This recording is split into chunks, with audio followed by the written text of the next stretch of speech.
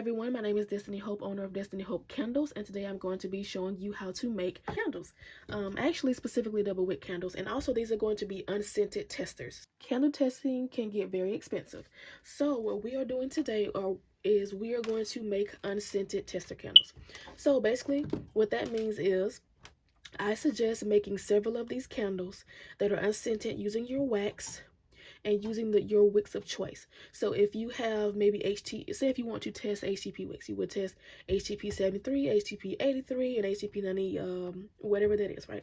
So you're gonna have them lined up. So instead of you wasting fragrance oil, you can at least get to see which wick performs better in your wax. So once you narrow that down, then you will begin to start testing with your fragrance oil and see, do you need to wick up or down according to the fragrance oil. So you at least get to narrow down your wick series of choice, your wick size of choice, and also if you need 1 or 2, maybe even 3 or 4 wicks depending on the size of your jar.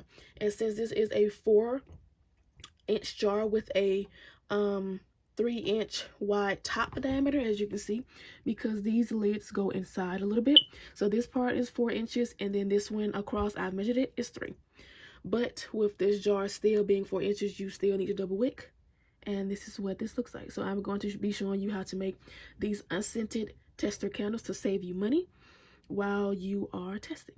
Hey guys, welcome back to my channel. My name is Destiny Hope, owner of Destiny Hope Candles, and today I am going to be showing you the basics on how to make a candle. So as you can see, our supplies are all laid out right here. So basically we're going to have a few napkins, and that is going to be to clean our materials once we are done with them, and in between certain steps, as you can see, also the alcohol is right here, in which we'll be using the napkins to wipe out our pouring pitcher and to clean our other supplies. And for some of our materials, we have right here, as you can see, some wax, and this is our MP-117 wax, in which I have an ebook down below on the exact recipe and information and pouring temperatures on how to use this wax. I will be switching waxes, so there will be a few more videos following that. But so far I have been using this one for a few months, and it has really good hot throw. I am just trying to find a better wicking situation, and I haven't been able to properly wick this wax. Well, I've wicked it, but I will say just the wick choices that were the best at the time just did not work for my liking. So I do have an ebook on this wax and the temperatures and all the information about it down below. It's an $8 ebook, and I also have an ebook on IGI 4627 wax as well that I've used in the past, that you can go down on my channel. I believe I have a few videos about that. So this is our MP-117 wax, and it is around 3 pounds of this that I have left out of a whole 10.5 pound slab. As you can see, also we have our knife, a pouring pitcher with a little silicone mat to sit this on for to protect our surfaces from the heat. We also have a scale along with a protective layer, which is like just a little styrofoam plate to put our wax on as we measure. And we also have a few wicks right here, so I'm not exactly sure am I going to be single wicking or double wicking this candle today. I'll decide that later on. But we have 2 wicks right here. We have the wick stickers, and we also have one of my jars, and these are one of my testing jars. So what I do is sorry if anything's out of frame, I can't really see the view, but this is one of my candles that I use for testing. Well, one of my jars that I use for testing. I have a few of them, around like 9 of them so far, that I just, I pour wax in, I test them, and then I clean them back out. So this is one of those jars, if you see any like leftover wax spots in them. We also have our wick bar to keep our wick centered and in place. We have our laser infrared thermometer. We have our wick cutters, some fragrance oil. I don't have any fragrance oil left, but I still wanted to make this video. But we're going to imagine if we are and still have the same formulation as if we were using fragrance oil today. So we're just going to be making an unscented candle, but this would have been the fragrance oil that we would have been using. But I did want to show you guys to have it here for demonstration. And I believe that is it so far. So and I also have a pot of boiling water inside the kitchen right now on low, because we will be using the double boiler method for this candle. Okay, so first we are going to start by cleaning our supplies. Okay, so we're going to take one of our napkins, pour an amount of alcohol in our napkin, and we're just going to rub around our picture, as you can see, because there will be dust and debris in them, as they have no lid coverings on them, and you always just want to start with everything fresh and new. When you are making a candle, you don't want anything left inside of your or on your supplies as you are making candles, because these are a fire hazard, because these are this is wax that we are going to be burning. Okay, so I'm going to take another one here, put a little bit more since it's a smaller object. I'm not going to put that much, and then we're just going to wipe it. Just wipe it. And then we're going to sit these to the side and let them dry. Okay, one thing I forgot to mention is that you're also going to need gloves with certain waxes, because this is a, as you can see, a softer wax, because it is a fully paraffin wax. We will be needing gloves. So we're going to turn on our scale. And I just like to take off my objects while I'm turning on my scale, so I can then place it. This doesn't really have much weight, but if it did have any weight, we would push the button to tare it. So basically what that means is, if we wanted to measure, let's say we wanted to measure inside directly our pouring pitcher, we would place it on top and tear. So it wouldn't be reading the size and the weight of the scale anymore. It would just be reading our wax. And if we take it off, it tells us exactly what this weighed. So say if you forgot exactly what you had on here, all you have to do is take this weight minus your final weight, and then you know exactly how much product you've had inside of here, because you know exactly how much this weighed and knew how much to deduct. So we will clear this back off, because we are going to be using a paper plate. And as you can see, it had a bit of a weight on it, but that was probably just me putting it there. So there we go. Okay, so since we don't have any fragrance oil to be using today, I'm just going to be doing full wax. So what I am going to do is measure out 10 ounces of wax, since we do not have any fragrance oil. And I will still post the candle formulas down below if you are using 6 to 10%. In this wax, I've used 6%, which is the best thing about this wax. The downside to this wax is that it is pretty expensive, because it's a newer wax, and it's also from Candle Science.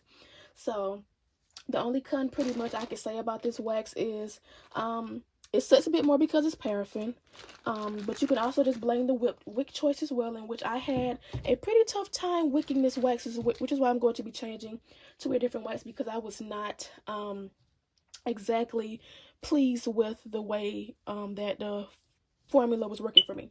But the good thing about this wax is that it works really well at just 6%, so I will put that formulation down below. But we are needing 10%, so we are at 10.1. That is good. So what we're going to do now is we're going to place our now cleaned and dry pouring pitcher. We are going to place our wax inside of it, because we are going to be using the double boiler method. So we're just going to gently place our wax in here. Okay, and we're going to take off our gloves, because we will no longer need them, as we are done messing with wax and we have not touched the fragrance oil. As you can see, we already have our pot of water boiling, and it is not too high, because we only need enough just to cover the bottom, just to touch the bottom. And then we're going to place this in here, and we're just going to let it sit. Okay, so now it is time to prep our jar. So we will take off our lid, and we will take off our stickers. As you can see, place our stickers. I'm just going to leave them like that for right now, because if I'm going to double wick this, I am going to need my template, as I do not have my necessary double wicking tool right now. I do not have it right now, but I will have it in future videos, and I will do more updated videos on candle making and on how to double make candles, and especially with this jar, because when I get my recipe finalized, so side note, once I actually finalize my recipe, I will be selling that recipe, and I already am Shameless plug, but I already am selling my vendor list for these jars. So I currently only use the 15-ounce jar, but I will be using the other size in the future, so there will be 3 different sizes.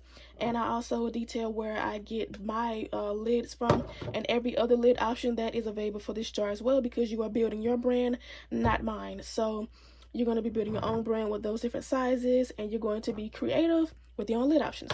So I sell the vendor list for these specifically, and I also have a vendor list for every thing that I use in my business as a whole. And any other supplies that you need. I will be having an Amazon storefront later, but as of right now, I just have a few affiliate links in the description for any of the supplies, like these and things of this nature. I have those linked down below, and they are affiliate links, so I do earn a small commission off of your purchases, but it is at no extra cost to you. Like I said, I do have 2 ebooks currently. I will have 3 once I get my new wax in and start working with that. So currently I have the ebook for IGI 4627 and also MP-117. So after that shameless plug, we are now going to be wicking these jars. So I forgot to mention, I just have like a little pencil or pen casing, in which is what I'm using currently until I get my wicking supplies in. So I'm going to pull this off. And as you can see, I have a previous wick sticker in here, in which I'm just going to go ahead and clean out. I accidentally left that in, but I'm going to clean that out. This is just going to be a demonstration jar. Candles, this is unscented. I'm just going to be showing you how to make your own candles with your own recipes. This is just the first steps that you need in order to even begin to understand how to make candles in the first place. So now that that is out, I'm going to double wick. So I'm going to place our first wick right there.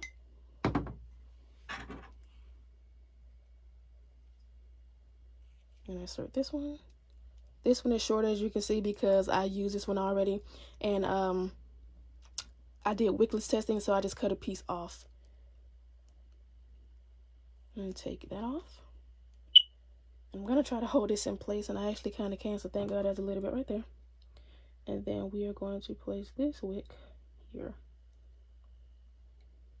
Okay. And then we're going to just tap them down.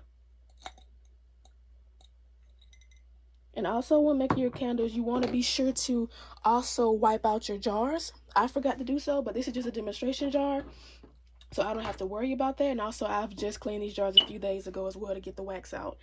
So I don't necessarily have to do that. But you guys who are just now getting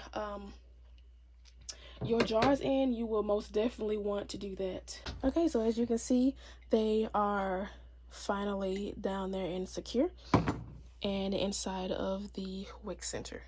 Okay, so we have just taken off our wax off of the stove.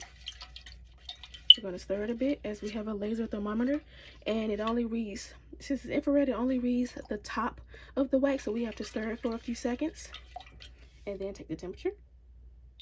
Okay, so now that it is at our desired temperature, we can pour. So depending on your conditions and where you may stay, you may want to pour a bit hotter, and depending on, you know, your jars and just whatever you choose, you may want to pour a bit colder. It all depends on you and your factors and what affects your pour temperatures and your candles in general. So we are going to begin pouring.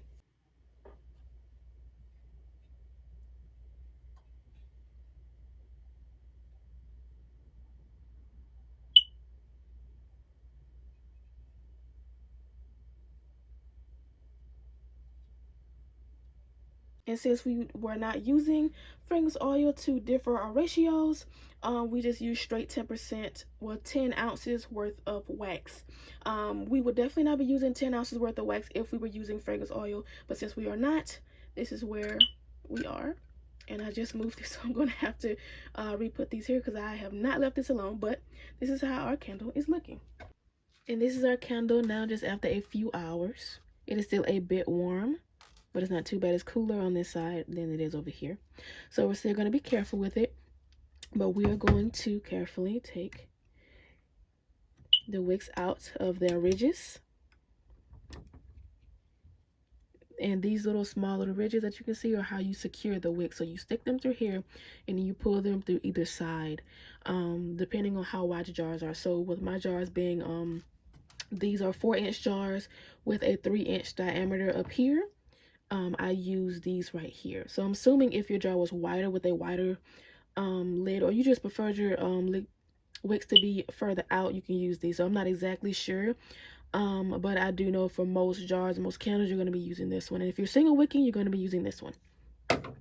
So now we're going to take our wick trimmers that I'm going to clean because I have excess. You probably can't really see that. I guess you can actually. They have excess wick trimmings on them because that is the proper way to burn your candles. So you're supposed to trim your wicks after or before each burn. So I'm going to come to this side. And I'm not going to cut them too short just in case because I can't see under. And I believe that is perfect. So this is how it looks. Excuse that. But this is how the candle looks. And as you can see, it is a very smooth pour. A very beautiful top. That is also a good thing about these waxes because they are paraffin.